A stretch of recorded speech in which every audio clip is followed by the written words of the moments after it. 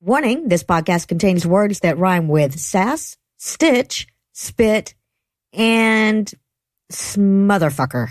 This week's episode of The Scathing Atheist is brought to you by Robin Hood and by my desire to fight the My Pillow guy. Everyone has dreams, and that's mine. And now, The Scathing Atheist. Hey there, pagans, heathens, and other assorted ne'er-do-wells. This is Junk Shop Library from the Junk Shop Library YouTube Bible Study channel. Just wanted to let you know that after extensive research here in the library, I can and do confirm that we all did indeed evolve from filthy monkey men, just like Jesus.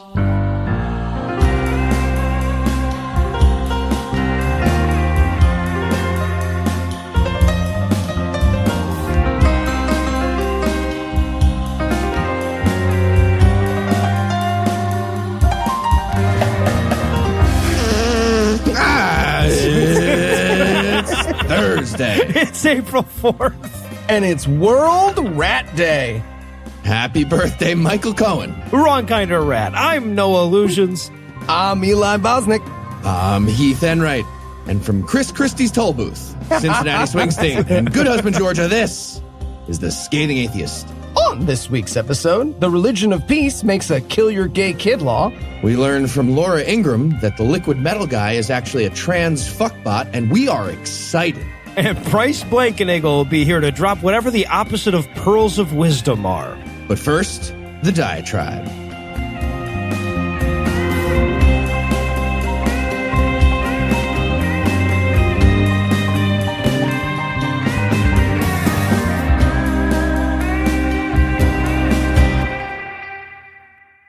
In 1991, Richard Dawkins introduced one of the most enduring analogies in the atheist world with his online essay, Viruses of the Mind. In it, he presented religion, among other things, as a mental virus, noting that it would persist despite conferring no survival advantage. And this provided for an interesting new way of examining religious phenomenon, and that was heartily embraced by the atheist community. Dawkins and Dan Dennett expanded on the concept in the early years of the New Atheist movement, and friend of the show Daryl Ray expanded it out to an entire book in his 2009 work, The God Virus. But there's a big problem with this analogy that gets insufficient attention, in my opinion. Hell, one might even call this problem a fatal flaw. See, despite all the ink that's been spilled in the opposite direction, religion does confer a survival advantage, both historically and today. Now, there are several different ways to argue for a historical survival advantage in religion. You know, it would improve social cohesion. It would make it easier to fire up the tribe for a fight. Thoughts of an afterlife might make them more willing to fight. Yeah, religion protects societal norms against socially detrimental behavior. There's a lot of directions to go, but in the modern day, most of those fall away. Today, religion works against social cohesion, in a statewide civilization. There are remarkably few times when fighting is to society's advantage today, and we have laws, judges, and cops to protect against socially detrimental behavior. But there is still one survival advantage that religion has, and to see it, all you have to do is find an atheist couple and a super religious one and ask them how many kids they have. And if you don't have a random sampling of religious and non-religious families handy to do the test, we can also just look at Pew Research Center's data. According to the 2015 data, which was the most recent I could find, Christian families in the U.S. have 2.2 kids on average. Nuns have 1.7. Now, that might not seem like a huge difference, but keep in mind that it means that the average Christian couple leaves more humans than they started with, and the average atheist couple doesn't. Right? We get reduced by 0.3, they get increased by 0.2. And the numbers get more stark when you start looking at it by specific religion. When you look at self-identified atheists, the number goes down slightly to 1.6. And when you look at just Mormons, the number skyrockets to like 3.5 kids per couple. What's more, the numbers move along a spectrum with the religiosity. The more religious you are, the more kids you have. People who say religion is important to them have 25% more kids than people who say it isn't. I mean, sure, I guess at a certain point of religiosity, become a celibate priest or something, and then the term having kids takes on a whole new meaning. Of course, I'm still willing to bet the average is still up from 2.2. It's also worth noting that this basically holds true across all the major religions. Now, I say basically because it's hard to find numbers on Buddhism, and there aren't enough American Buddhists for the Pew to get good data on that. Buddhist majority countries vary wildly in terms of culture, and it's a hard one to pin down. But with Christians, Jews, Muslims, Hindus, all of them show this same trend. The more pious you are, the more children you have. And honestly, if we don't acknowledge that, it gets really hard to explain why religious people continue to exist at all. Right? Religious people lose their religion way more often than non-religious people find God. And even when non-religious people do become religious, they very rarely become conservatively religious. Right? Like an atheist raised in a non-religious home might decide they're Christian one day, but they're far more likely to join some like Jesus light liberal church that ordains women and keeps its homophobia hidden. They're not super likely to join the Westboro Baptist Church. So if they weren't having more kids than us, they'd just logically disappear through attrition, right? And as obvious as this may seem to anybody who's ever been to a Walmart in the Bible Belt, it's all but ignored in the atheist literature about mind viruses.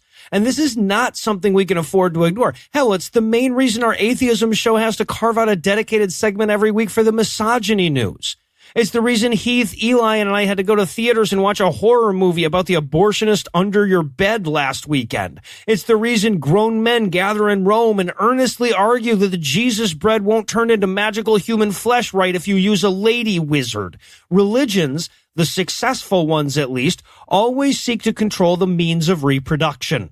Their sexual taboos, their inordinate hard-on for families, their disempowerment of women, these things all work together to ensure that women can be reduced to Christian factories. And when they're not feeling particularly subtle, they'll just say shit like be fruitful and multiply, or start things like the Quiverful movement with the expressly stated goal of outbreeding the secularists. And if we want to understand their goals or their means of empowerment, we have to fully reckon with that. And when we reduce religions to a mental virus, we're in real danger of overlooking the Darwinian process that keeps religion around.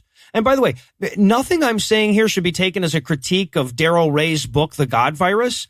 Daryl is no stranger to the religious goal of leading society around by the uterus, as his later works make abundantly clear. And despite its flaws, there's still a lot that can be learned by examining religion through an epidemiological lens. It's just that we need to be careful to keep the weaknesses of our analogies in mind while we do so.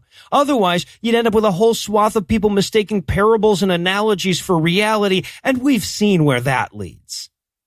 They're talking about your Jesus. We interrupt this broadcast and bring you a special news bulletin. Joining me for headlines tonight are the sis and boom to my ba, Heath Enright and Eli Bosnick. Fellas, are you ready to shake your pom-poms? It's Sis Kumba, you savage. This What? is the hill I die on. What the fuck is a coom? What are you talking about? It's like, Sis Kum. Sis Kumba? Yes, Sis Kumba. That is what hate you The so boom much. is the goddamn firework exploding. So while I get inordinately angry about a cheer from the 50s, we're going to have to pause for a word from this week's sponsor, Robinhood. So Heath, what can you tell me verbatim about Robinhood?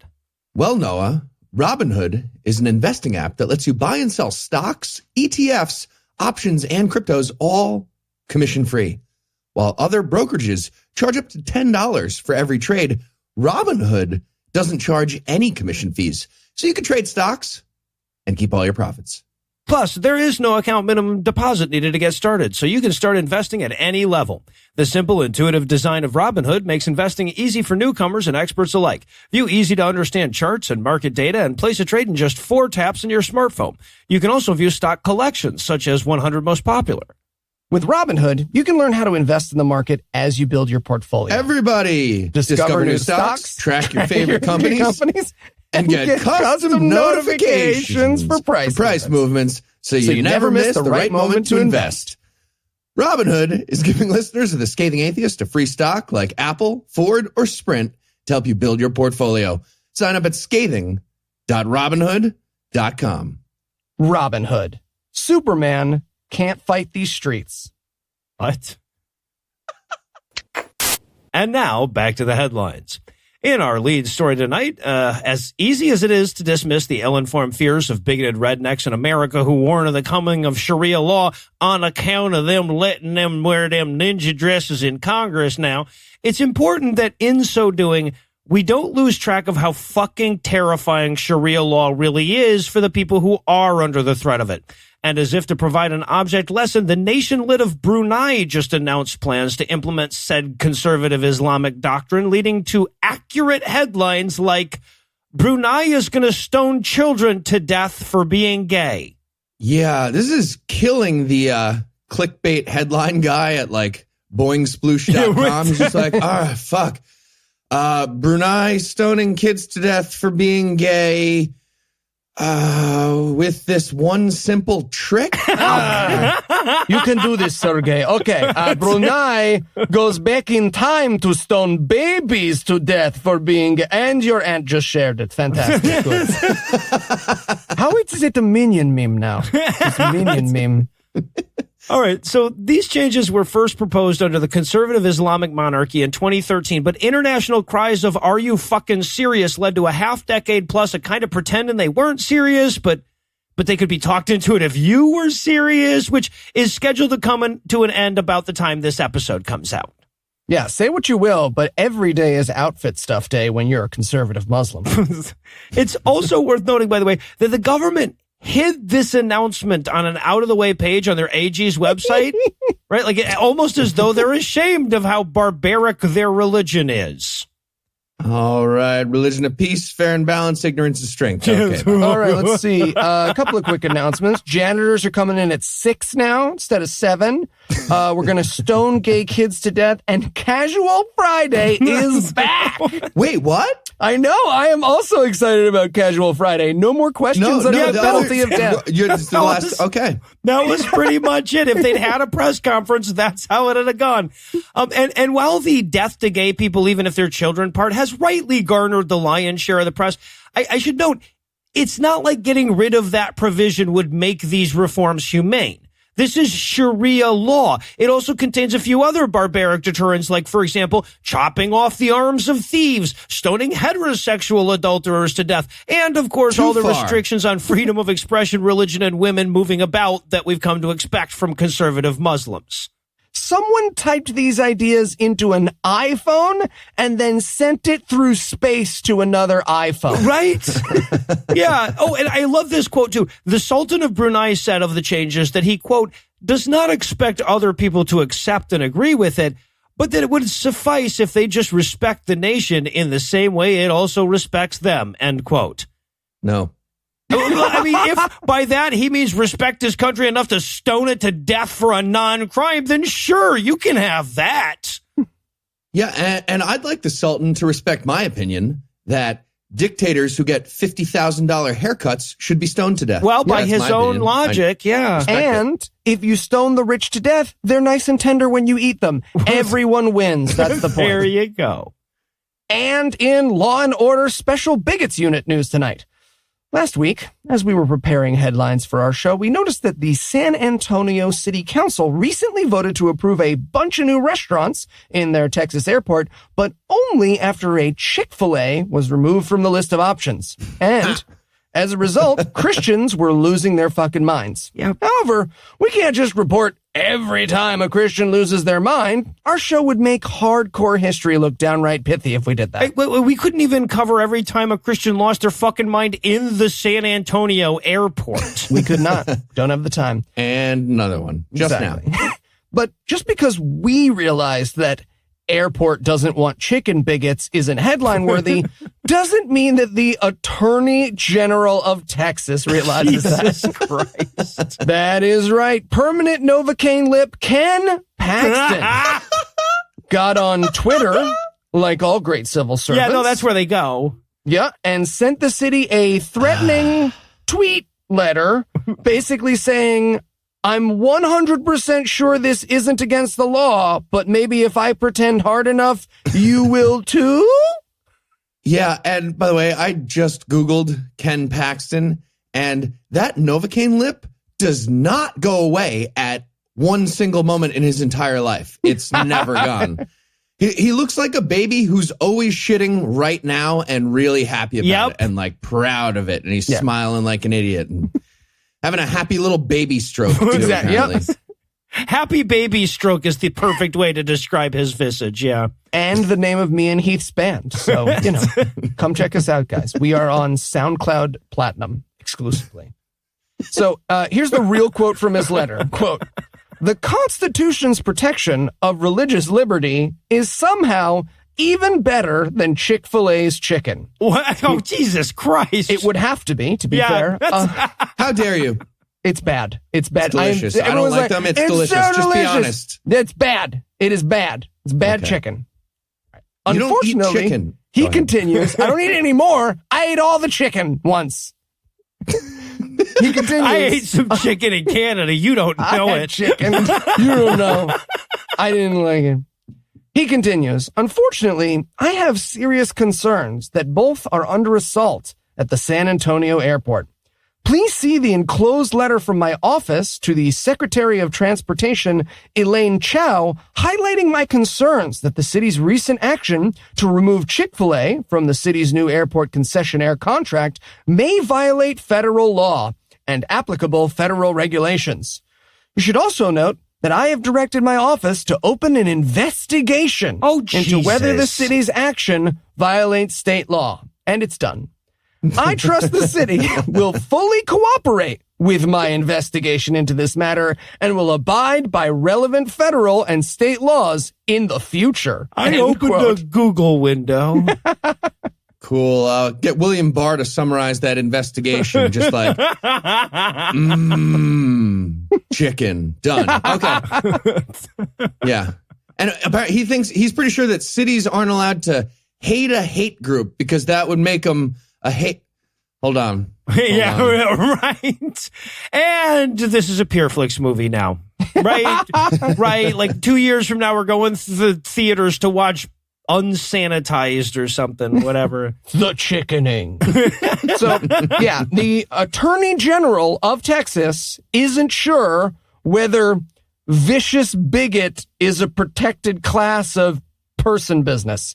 However, at least he and I agree on one thing, and that is that the best possible use of his power should be spent making sure nobody discriminates against chicken restaurants. And that he should do literally nothing else. That we agree on. That is the only legal problem in Texas. They're doing great otherwise. Keep a stiff upper lip, Ken. Oh, sorry. Ken. Sorry. It was just... And in KY Jealous news, thanks to some good wait for it news out of Kentucky this week, we learned that the Bible is right about twice a day. We also learned that Utah and Kentucky are in a really weird contest within days of each other, both during the year 2019, just to be clear. Utah made it legal for unmarried human beings to have sexual intercourse, and Kentucky passed a bill that's going to make it illegal to fuck an animal in the KY state. Again, really weird contest. I'm not willing to say there was a winner other than animals and single people, but they weren't really in the contest of the states. Well, I mean, there definitely wasn't a loser. Yeah. I mean, my production of Romeo and Juliet is ruined, so I feel like I'm the loser. So the new bill in Kentucky was proposed by GOP State Senator Julie Adams, and it's the first time this sort of law made it through the state legislature following several attempts in the past to ban animal fucking. Several? What? Those attempts failed. What? Several times. Really? But now it's finally official. How do you vote against that? What do you say on the floor of Congress? No, bye. I got a thing. Yeah. Right. I don't know. Yeah, so Governor Matt Bevin signed the bill into law last week, and Kentucky has finally prioritized its love of the Bible over its love of fucking animals. Yep. Well, sort of. The wording on the law is aggressively narrow. Yeah. Here it is. The new law is going to ban any sexual act that's, quote, committed between a person and an animal, it continues, for the purpose of sexual arousal, sexual gratification, abuse, or financial gain, end quote. Wow. seems really odd that there would be a list of reasons. Didn't need to continue after I said continue. Yeah, no, it could have ended after a person and an animal, unless someone in the Kentucky legislature honestly believes that one might need to bone a goat medicinally. Your Honor, I was fucking this goat for religious reasons. Yeah, so what? This is a riff-raff-fuck. This is free.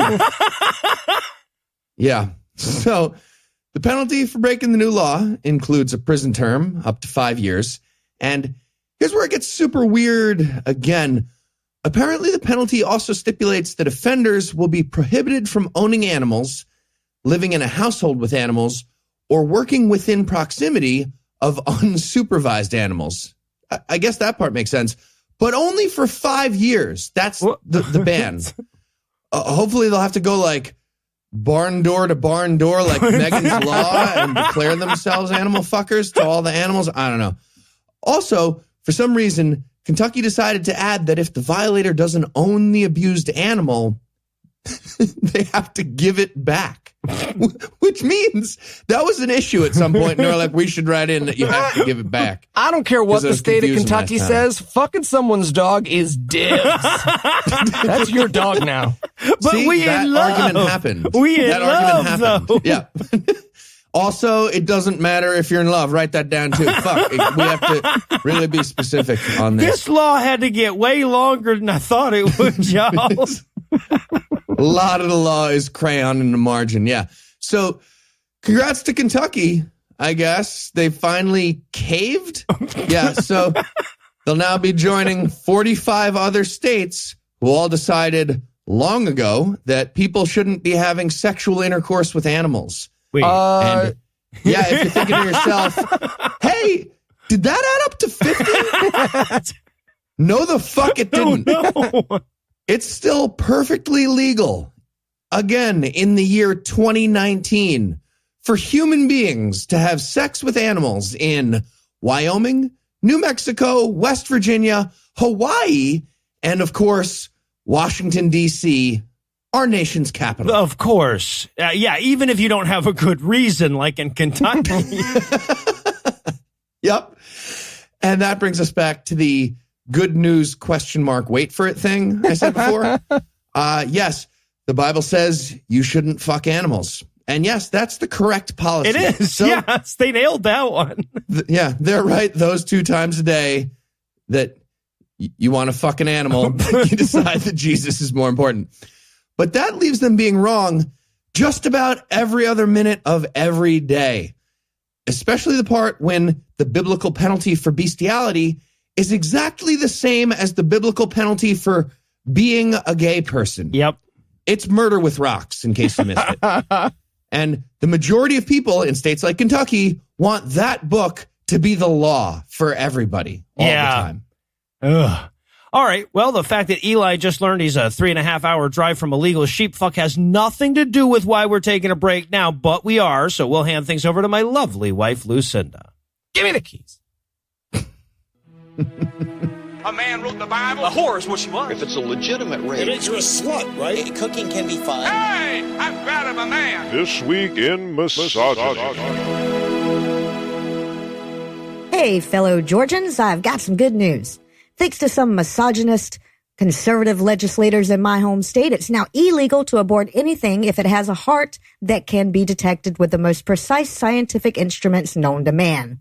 So, don't take legal advice from a podcast and all, but I'm pretty sure that makes it legal to abort misogynist conservative legislators. But let's not talk about the Georgia heartbeat bill because my doctor says I'm at a blood pressure medicine limit and I can't find a black market for that shit. So, just to keep my mind off of it, I want to spend this segment talking about the exact opposite of the state of Georgia, higher education. So let's start our tour of American universities in Notre Dame, where a Catholic mom recently made news by Rip Van Winkling her way into the modern day and sending a letter to the editor of the student-run paper complaining about the scourge of leggings. That's right, leggings. In her screed, she said, quote, "It's strange that the fashion industry has caused women to voluntarily expose their nether regions in this way." End quote. So, first of all, you're wearing the leggings wrong, lady. Your nether regions aren't supposed to show. Secondly, nobody has ever caused anyone to voluntarily do anything. That's how voluntarily works. And thirdly, are you fucking kidding me? Women's fashion finally comes up with something comfortable and you want to take that away too? Fuck you. But I wasn't the only one irate when I read this. Apparently, as her rant has sparked quite the protest on campus, with both men and women wearing leggings in solidarity with not being like that bitch lady from the 1800s. And from there, we'll move on to a school that's a college in name only, Jerry Falwell's own Liberty University. And thanks to Sarah Beth Kaplan for bringing this one to my attention. So apparently, their website has a section on how to report potential Title IX violations. For those unfamiliar, Title IX is the section of the 1972 Education Amendments Act that says, quote, no person in the U.S. shall, on the basis of sex, be excluded from participation in, be denied the benefits of, or be subjected to discrimination under any education program or activity receiving federal funding, end quote. And the overall message behind Liberty University's webpage about it seems to be, don't get your hopes up. And just to make sure you get the message, the slogan at the top of the page is literally, you report, we decide. It then goes on to explain that they have a team of professionals that know Title IX violations better than you, so you should probably just quit your bitching and get back to home ec. And as much as I'd love to tack on a third story here, when you choose Asher theme, Christianity plus college, you have mighty slim pickings to choose from. So on that note, I'll hand things back over to Noah, Heath, and Eli. Thank you, Lucinda. And in pas de deux news tonight, listeners might remember thank you. I'm a brilliant. Thank you. Listeners might remember last October when Quebec's premier, or premier, as they would say. No, not. Francois Legault. Nope, also no. He promised to stop all government workers from wearing religious symbols like yarmulkes, hijabs, and turbans, which, in case you aren't familiar, is such a terrible fucking idea. I feel like I'm being accused of it on Twitter instead of real life. Yeah, I mean, Quebec should not do that, but we definitely get to make fun of you forever if your worldview includes the phrase, respect our hats, this is serious. Absolutely. Absolutely. Yeah. We'll accommodate the dumb stuff for you, I guess. I guess we should do that, but you have to admit we're accommodating dumb stuff. You have to say it out loud. I want you to all say it out loud. How sure are we that Quebec shouldn't do that? I mean, I know they're getting there through bigotry, but sometimes OJ actually did it, regardless of why my father-in-law thinks so, right? Yeah. So, last week he proposed a bill to do exactly that, ban all religious symbols for public servants. And on top of that, he's planning to use Canada's not touching, can't get mad, notwithstanding clause to immunize the law from legal action. Man, you know you fucked up when you have to invoke something to keep Canadians from getting mad at you. You do. Yeah. So about that, how do I explain this? Okay. So Canada has this thing called the Charter, which is basically their Bill of Rights, except they left England by asking politely instead of losing a war like we did. So they have these things called provinces. Won the war. No, not. And it's really, we have agree to disagree. Are we disagreeing about the existence of the United States? Revolutionary War? America? Are you not clear on who won the Revolutionary War? Last word. Okay. And they have these things called provinces. So they have these things called provinces. And provinces, they're like college football teams. I mean, most people are just like, yeah, sure, that's my college football team. But then there are people who are like, yeah, go Penn State. Sometimes you fuck a kid. We love you, Joe Pa. and that's how Canadians feel about provinces.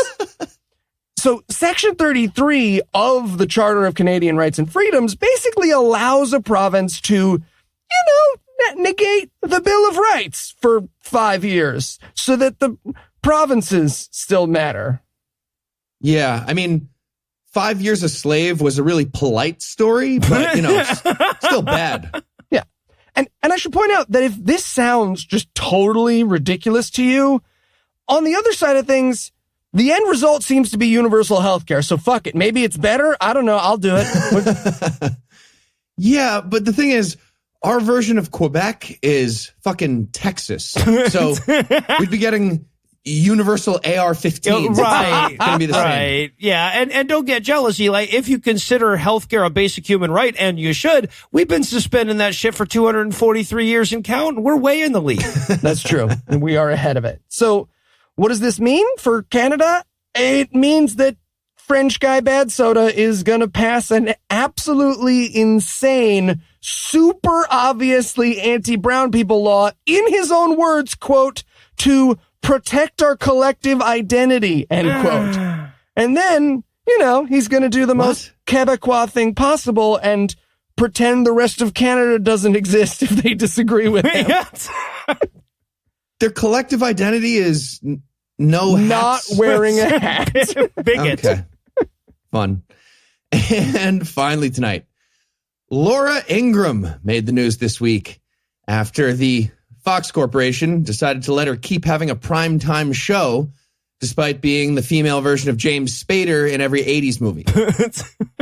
Which actually makes perfect sense considering Fox News is the journalism version of James Spader in every 80s movie. So you do not talk about Jay Spizzle like that. He is a gem. He is. So Ingraham is the host of The Ingraham Angle, along with her own radio show turned podcast. And during a recent episode, her guest made the claim that, trans people are trying to create a new species of human being. I'm listening. In a lab? And it's really not clear. We'll get to it. And if you're wondering whether the new life forms are going to be part human, part machine, yes, they will. What? The trans community is building gender kinetic cyborgs. And honestly, I am fucking psyched about it. That's awesome. I love that this is what they think every time a Christian brings it up. Because what happens is they read gender is a construct, and what goes in their brain is robot penis. And they're just like, whoa! Wait, I'm sorry. Is the gender cyborg thing something that comes up often? More than once on our show. I did an episode about it. Citation needed. So, during one of her recent episodes entitled Transhumanism and the Assault on Traditional Gender and Masculinity. Well, that's a good start. Yeah, that's the title of the episode. During that episode, she spoke with Dr. Paul Nathanson, a Canadian gender relations professor whose major focus of research is the persecution of men. He's GoBot Jordan Peterson. That's who she spoke with. And he started by explaining how feminism caused the existence of the trans community by challenging the notion of gender. And that's when Ingraham responded, quote, "Their goal is the destruction of the traditional family, though, is it not? That's what's really going on." At which point Dr. Nathanson was like, what? I mean, I think I agree, but that's not what we're talking about. You're stupid. Moving on. Oh my God. She thinks trans people go home at night and drop to their knees and ball up their fists and yell to the sky, "Families!" What? Yeah. And that's when we got one of the most absurd exchanges of words I've ever heard. Nathanson says, quote, "Trans people are trying to use social engineering to create a new species, which is what the transhumanists have been doing for the past half century." And I'm going to stop you right there. Nope. Transhumanist is a word. It's not what you think it is, buddy. It's not related to transgender. No. Also not related to transition metals on the periodic table. Lots of words contain those letters. Idiot. Transmission engines is what they're hoping to use, I believe. And continuing, trans people are using medical and other technologies to develop a new species, end quote, exact words. Okay, can we just say it takes a lot of nerve for anyone in Laura Ingraham's presence to accuse other people of that, considering that if she nodded, she'd pop a goddamn staple. Right. All right. Yeah, and it gets even crazier. This lunatic just claimed that trans people are actually part of a conspiracy to create a new species of humanoid life forms on Earth. And Laura Ingraham says, quote, and the new species will be looking like what? Will it be part human, part animal? and Nathanson says, quote, I think human and part machine. And then Ingram says, part machine. Again, exact words. I'm not exaggerating even a little bit. This is their goddamn conversation. Amazing. Not adding, I'm the bad guy in history, and for not even that much money. Yeah, she's worth $45 million. So Get the fuck you know outta how here. trans people are trying to turn people into robot turtles? You know how I've always said that?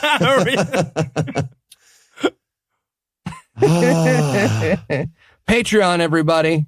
We don't want to kill you. Pivoting. You can hear that? You hear that? Pivoting. That's us pivoting because you didn't give us enough money on Patreon. Bloop.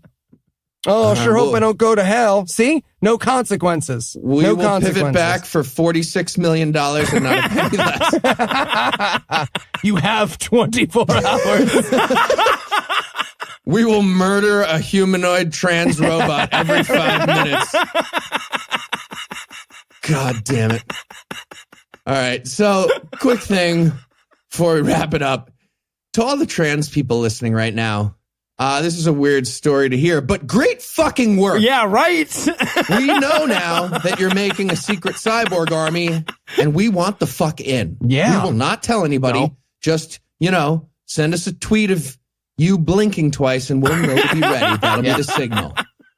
Blink, blink. Exactly. All right. Well, while we joyfully prepare for the logical calendar our robot overlords are sure to usher in, we're going to close the headlines for the night. Heath, Eli, thanks as always. Triple robot penis. And when we come back, Bryce Blankenagel will be here to smell like salad for a change. Don't get his hopes up.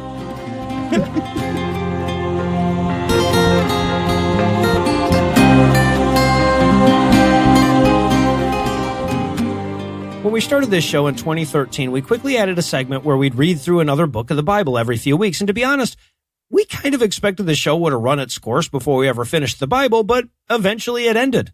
And we read the Quran, and we read the Book of Mormon, and we read the Case for Christ. And despite desperate efforts to unlearn how to read after we finished that one, we knew we'd have to pick another book. Now, I don't mind saying choosing the next one was a tough slog because Eli and Heath realized as long as they kept the deliberations going, we wouldn't have to read another shitty book. But eventually I caught on to what they were doing, and we settled on reading the shortest thing that made our candidate list. And that decision is going to take us back into the wacky and wonderful realm of Mormon theology with the Pearl of Great Price. Of course, if we're going to do Mormonism, we're going to need the help of our resident expert on all things Mormon. Bryce Blankenagel is the host of the Naked Mormonism podcast, where he takes an unflinching look at the bloody and insane history of the Mormon church. And when he's not studying up on Mormon theology, he enjoys spiking Eli's brownies with THC. Bryce, welcome back. It's been too long, man. It's always a pleasure, Noah. Thanks for having me. All right. So I called you the other day. I said, hey, we were thinking about doing the Pearl of Great Price. And this was weird. I could hear you come. Well, Noah, we're like, 3,000 miles apart? I wouldn't be surprised if your windows broke from the earth-shattering orgasm I had. I mean, I gotta say, I'm surprised that NASA didn't issue a statement that it was a threat to the ISS or something. I'm still in recovery here. So the thing is, if you want to know about Mormon doctrine and theology, the last place to find it is in the Book of Mormon. Right. I mean, you grew up, nominally Mormon, I think is how you've said it before. And you know that reading through the Book of Mormon, it tells you nothing about the church today. And that seems counterintuitive, but it's a common misconception. But the thing is, Mormonism claims 4 books of scripture. They have the Bible, the Book of Mormon, the Doctrine and Covenants, and the Pearl of Great Price.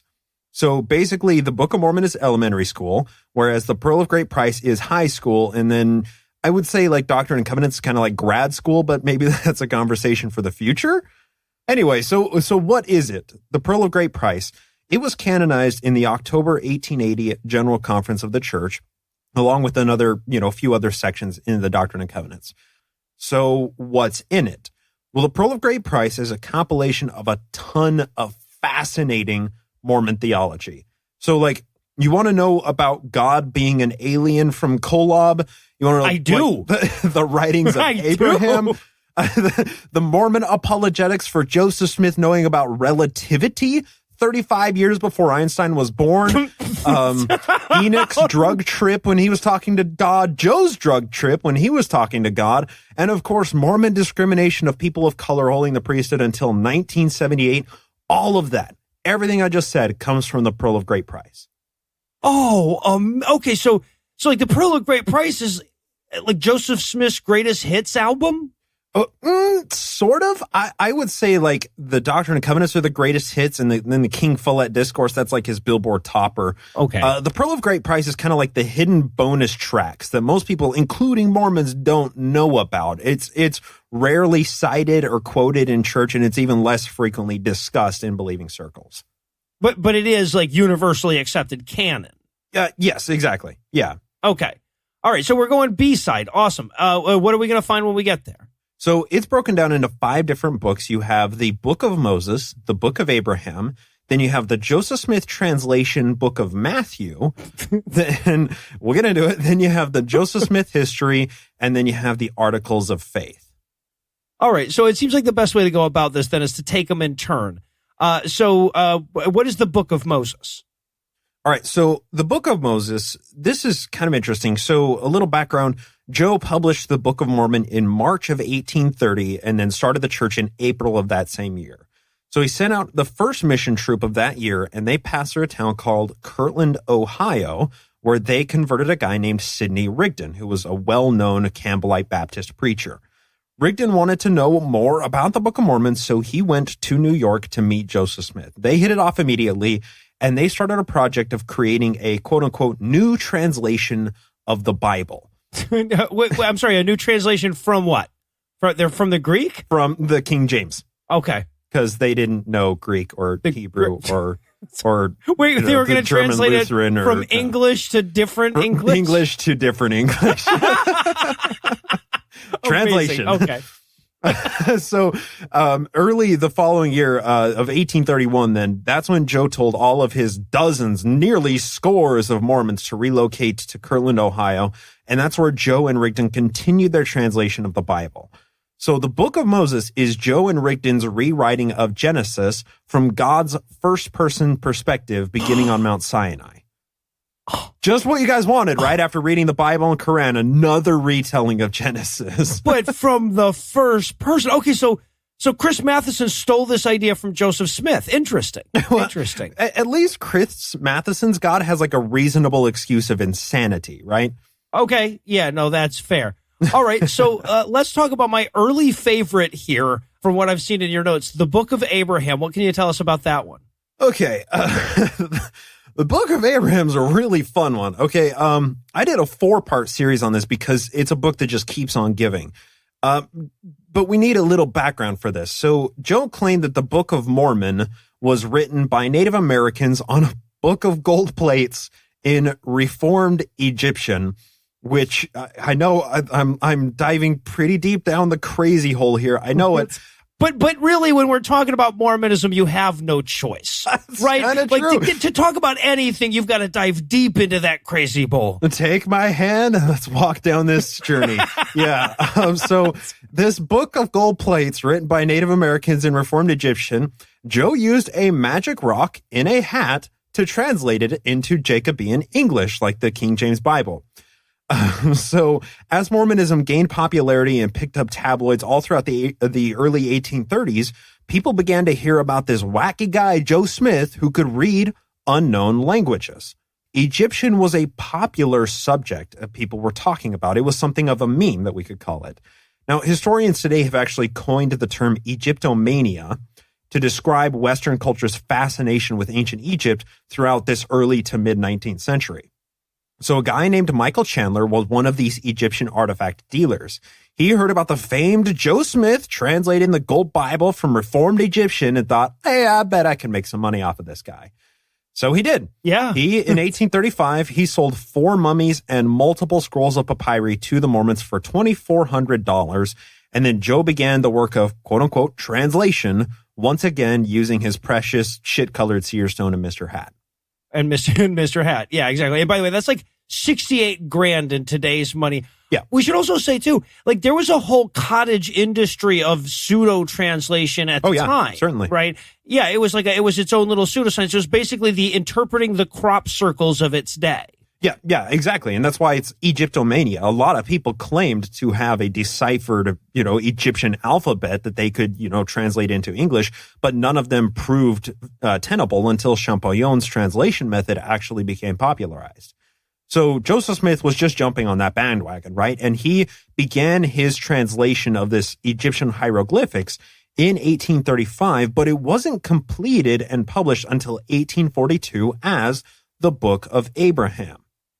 Now, this came after the Mormons had been removed from 2 different states, Ohio and Missouri. They fought the Missouri Mormon War of 1838, and a lot of stuff had happened in that 7-year period, right? Luckily for us, the original notebooks that they used to create his translation in 1835, they survived the journey, and we can see his thought process today by looking at those journals. Oh, cool. And you can see these on the Mormon church-owned josephsmithpapers.org. It's, it's complete and total bullshit. I mean, the Egyptian and alphabetic language that Joseph created, it probably will require like a how bullshit is it segment all in its own. But he did make a translation, but at first glance, you can tell he had no fucking idea what he was doing. Some of the characters in these notebooks have like 3 to 5 words that represent them. Others of these characters have over 100 words taken from one small mark on the papyri. And I know it's great for podcasting, but I actually copied a couple of pictures into the show notes just for your pleasure, Noah. What do you see there, man? Oh, this is amazing. Yeah, so like this one hieroglyph is like 3 sentences. This one is 1. This one is 9. Like this one hieroglyph means an entire paragraph and a half of shit. Amazing. I mean, I shouldn't have to say this, but there is no language that operates like this. No. Right? There's no language that's so efficient that it requires over 100 words of the translated language to explain like a backwards E with a long tail here, yet 3 other marks combined only make 8 words. It's just insane. But because this is Mormonism and facts are the enemy, Joe claimed that it was Egyptian papyri, which was written by Father Abraham himself. And apologists have been attempting to resolve the discrepancies, both with like the 1700-year dating problem and with the actual content of the facsimiles ever since. 17, I like, Industrial Revolution, Mesozoic, what's the fucking difference? Am I right? Come on. Right. It's like Native American wooden submarines, right? I mean, why not? Exactly. I looked at a sword. That's how I know how metallurgy works. I looked really hard, though. But they're really fucking invested in this, right? So a Mormon apologist named Hugh Nibley, he was kind of seen as, of the 20th century, the foremost Mormon apologist. He actually learned Egyptian in the late 1960s when the papyri were rediscovered for the sole purpose of crafting the apologetic case for the Book of Abraham. And about a dozen books have been written by Mormon Egyptologists attempting to carve out the quote-unquote historical plausibility for the Book of Abraham to be what Joe claimed that it was. But alas, that pesky thing that we call science really fucks with Mormonism, and even they admit it on their official website when it comes to the Book of Abraham. Really? Yeah, this is from LDS.org, a translation in the historicity of the Book of Abraham. This is one of their gospel topics essays. Quote, none of the characters on the papyrus fragments mentioned Abraham's name or any of the events recorded in the Book of Abraham. Mormon and non-Mormon Egyptologists agree that the characters on the fragments do not match the translation given in the Book of Abraham. From further on, scholars have identified the papyrus fragments as parts of a standard funerary text that were deposited with the mummified bodies. These fragments date to between the 3rd century BCE and the 1st century CE, long after Abraham lived. Yeah, assuming Abraham lived. Well, but so that's the hallmark of bullshit, right? Like when the real guys come in, they're like, no, this is just a really kind of a standard thing that we find everywhere. But when Joseph Smith translates it, oh my God, it's the words of Abraham himself that have somehow been preserved. Yep. Okay, Scripture. amazing. And it took less than 10 years after Joseph Smith's death for somebody who had learned Egyptian hieroglyphics to come along and say, no, this isn't real. Yeah. Like this is not how the real translation is. which had to be so rough for the Mormons, because that would be like today, right? It would be like the aliens showing up, turning to the Raelians and going, no, man, that is completely, that's not even close to what we were saying. Like, I mean, A for effort, but no, F plus for execution, guys. Come on. All right, but wait, there's more. Joey also did Matthew. Yeah. So this is back to that translation of, the book of Moses is like this new translation of the already translated King James Bible, right? So the book of Matthew, or the Joseph Smith translation Matthew, you're going to find in the Pearl of Great Price. This is just Joe's rewriting of the Mount of Olives sermon by Jesus. Now, I don't know why this specific extract was included from the Joseph Smith translation Bible, but it sounds like he rewrote it in order to prophesy of himself and also, of course, to fuel the persecution narrative that Joe leveraged repeatedly throughout his entire life. Mm-hmm. There's really not much else to say on that other than Mormon apologists sometimes claim that his Bible translation nearly got him castrated in 1832. That sounds like a great story. But hey, look, if a few of these summaries weren't kind of pointless and boring, we wouldn't be talking about the writings of Joseph Smith now, would we? Truer words never spoken. Now, speaking of which, the next one is autobiographical? Yeah, so this is the Joseph Smith history, and it ranks my second favorite in the Pearl of Great Price. The Book of Abraham, of course, is my favorite because it's so much fun. But the Joseph Smith history in the Pearl of Great Price, this is the canonized version of Joe's story concerning his early life, his first vision, and his acquisition of the gold plates and the translation method. Now, this version that you're going to read through, this is the version that Mormons are taught from a young age and the version that most of them consider to be historical truth. But there are a few problems because it's scripture, right?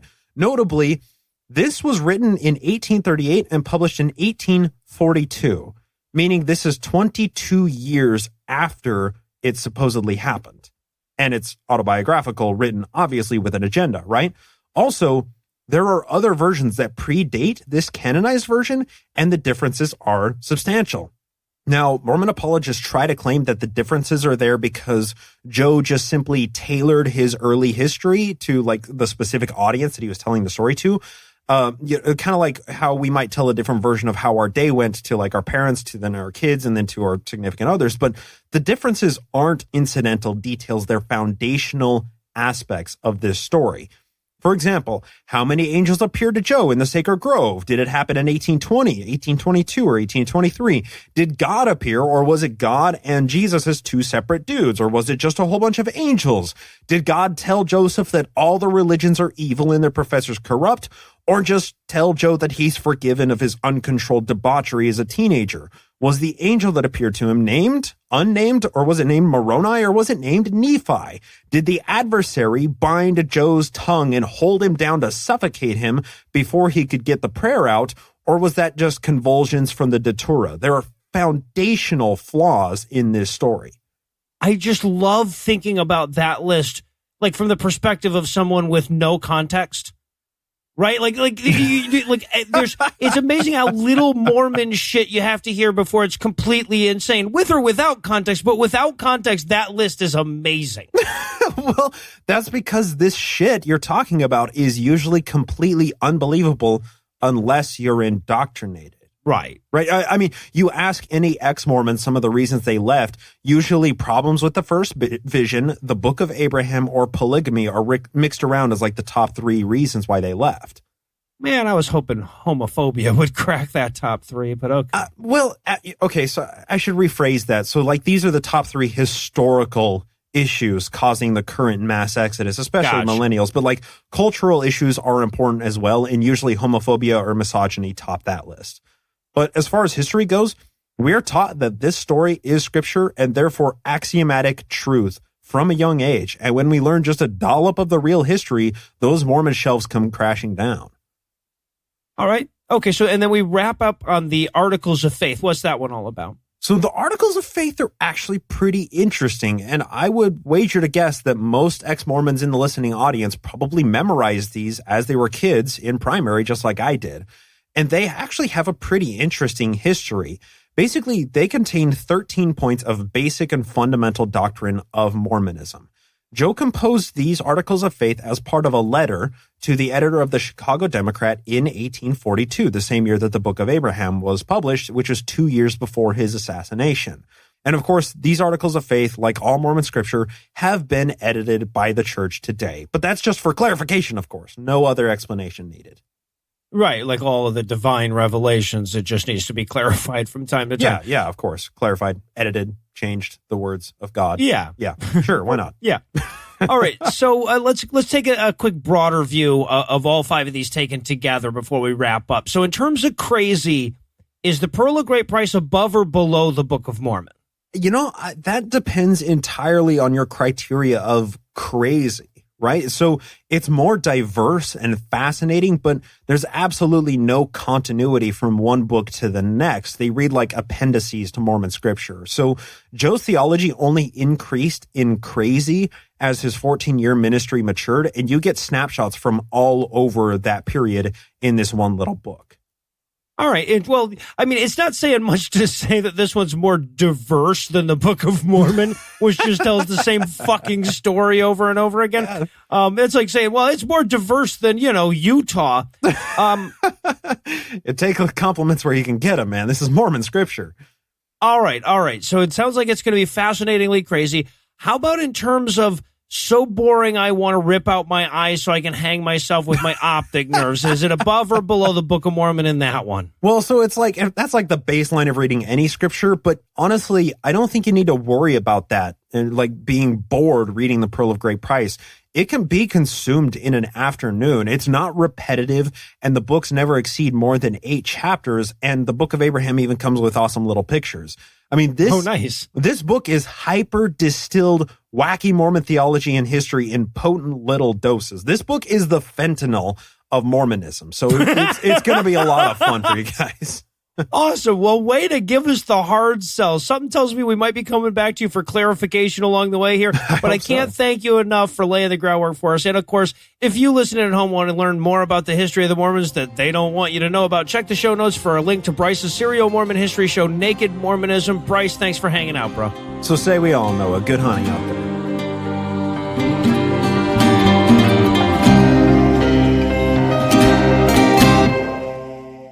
Before we snuff the roach tonight, I want to remind you once again that tickets are still available for American Atheist 29 convention in Cincinnati over Easter weekend. We're going to be there doing a live show on Friday night. If you missed that, we'll be hanging out at the con all weekend. We'll be easy to find. Check the show notes for links to more info. Anyway, that's all the blasphemy we've got for you tonight, but we'll be back in 10,022 minutes with more. If you can't wait that long, be on the lookout for a brand new episode of our sister shows, Hot Friend God Awful Movies, debuting at 7 a.m. Eastern Time on Tuesday, and an even new episode of our half-sister show, Citation Needed, debuting at noon Eastern on Wednesday. Obviously, this episode would get picked last for Kickball if I neglected to thank Heath for his infectious guffaw, Lucinda for her delightful giggle, and Eli for his maniacal cackle. I'm sorry, man, there's no other way to describe it. Also want to thank Bryce once again for his repeated willingness to compile a ton of research for us at a moment's notice. Again, check the show notes for links to his podcast to learn more. Also, I need to thank Junk Shop Library for providing this week's Farnsworth quote. Be sure to check their biblical breakdown on YouTube using the link we'll provide in the same place. But most of all, of course, I got to thank this week's most simmering simians, OJ, Regular J, Jeff, Other Jeff, Lane, Bailey, Incubus, Inc., Connie, Larry, Cole, Cody, and Samantha. OJJ, Jeff, and Other Jeff, whose balls of steel give the TSA no end of trouble. Lane, Bailey, Incubus, Inc., and Connie, whose IQs are so high Edmund Hillary tried to climb them. And Larry, Cole, Cody, and Samantha, who are so hot the sun them bathes. Together, this dozen dashing disbelievers decided to donate to our dedicated disassembly of the dumbassery of deistic douchebaggery this week by giving us money. Not everybody has the money it takes to give us money, but if you do, you can make a per-episode donation at patreon.com/scathingatheist, whereby you'll earn early access to an extended ad-free version of every episode, or you can make a one-time donation by clicking on the donate button on the right side of the homepage at scathingatheist.com. Legal services for this podcast are provided by the law offices of P. Andrew Torres. Tim Robertson handles our social media, and our audio engineer is Morgan Clark, who also wrote all the music that was used in this episode, which was used with permission. If you have questions, comments, or death threats, you'll find all the contact info on the contact page at scathingatheist.com. I'm not out of breath. I could keep going, but I just ran out of stuff to say is all.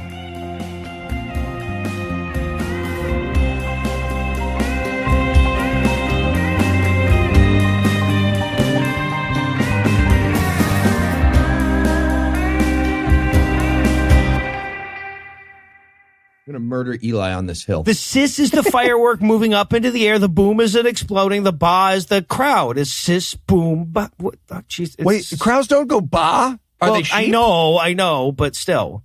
It's sis cum ra. Everybody knows that. All right, now. Great. Now you All summoned right. a mummy.